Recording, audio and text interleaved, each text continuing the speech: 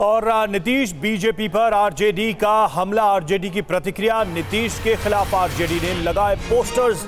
RJD के posters में दबाव में न झुकने का ऐलान। नीतीश पर कुर्सी के लिए पाला बदलने का आरोप लगाया गया है इन पोस्टर्स में।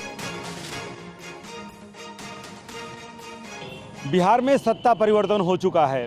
जो सत्ता में थे वो अब विपक्ष में आ चुके हैं और जो विपक्ष में थे वो सत्ता में आ चुके हैं, यानी राजद अब विपक्ष की भूमिका में है। और इसी के साथ लालू प्रसाद यादव के परिवार की मुश्किलें भी बढ़ गई हैं। आज ईडी ने लालू प्रसाद यादव को अपने पटना स्थित दफ्तर में पूछताछ के लिए बुलाया है और जो तैयारियां चल रही हैं उसके अनुसार लालू प्रसाद यादव आज ईडी दफ्तर पहुंच सकते हैं और उसी के साथ कार्यकर्ताओं का जुटना भी शुरू हो गया है।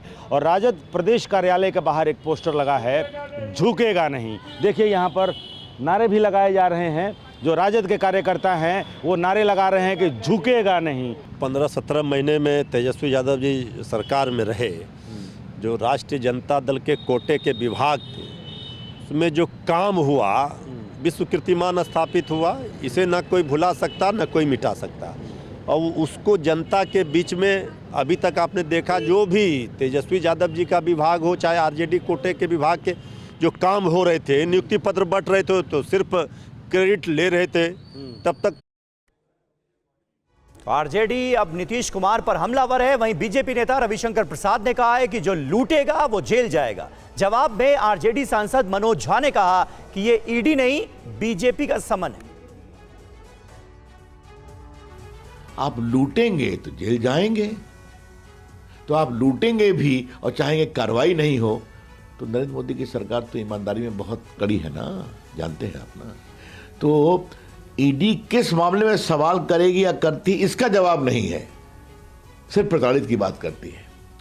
आपने नौकरी के बदले जमीन ली, क्या जवाब इसका देना है ना, इसका जवाब नहीं देंगे। अपने समाज के लोगों से भी जमीन ली तो जवाब इसका देना पड़ेगा, इसका जवाब तो नहीं है, तो ईडी सवाल तो पूछेगी ना। ईडी का समन नहीं है साहब, ये बीजेपी का समन है। बीजेपी का काम नहीं बन पा रहा है। मर्यादा पुरुषोत्तम राम के नाम पर ध्रुवीकरण की कोशिश हुई, काम नहीं हुआ। मर्यादा पुरुषोत्तम का चरित्र समावेशी है, सबके हृदय में है, तो वहां काम नहीं बना। फिर नीतीश कुमार पे इंजीनियरिंग की गई, अब ये ईडी वगैरह है, चलेगा ही है। हमें पता है 24 के चुनाव तक, तो इसे कृपा पूर्वक हाथ जोड़ के कहता हूं, ईडी का समन ना कहिए, ये बीजेपी का समन है। ईडी की कार्रवाई पर बिहार में संग्राम मचा हुआ है और संजय राउत ने नीतीश कुमार पर तंज कसते हुए कहा कि उन्हें भूलने की आदत है। तो वहीं पप्पू यादव ने नीतीश से पूछा कि क्या वो बीजेपी नेताओं की गालियां भूल चुके हैं।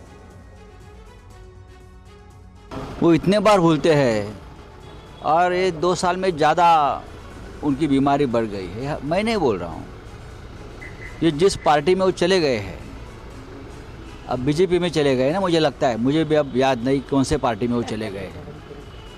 वो सुशील मोदी जी का बयान में देख रहा था कि उनको कैसे गंभीर बीमारी से वो जूझ रहे हैं। वो बीमारी है भूलने की बीमारी। उनको कल शायद जब दवा वगैरह खा लेंगे तो पता चलेगा मैं बीजेपी में आया हूँ, तो वापस वो आ जाएंगे इंडिया में। नीतीश जी को कितनी गालियां दी, बिहार की जनता को गालियां दी। डीएनए का सवाल उठा, बोला हम चाहते हैं 2 ही जात रहे। नीतीश जाति जाति करता है, ये जाति में देश को बांटना चाहता है। महिलाओं के सवाल पर उन्होंने कहा कि बिहार ने देश को दुनिया में शर्म से झुका दिया।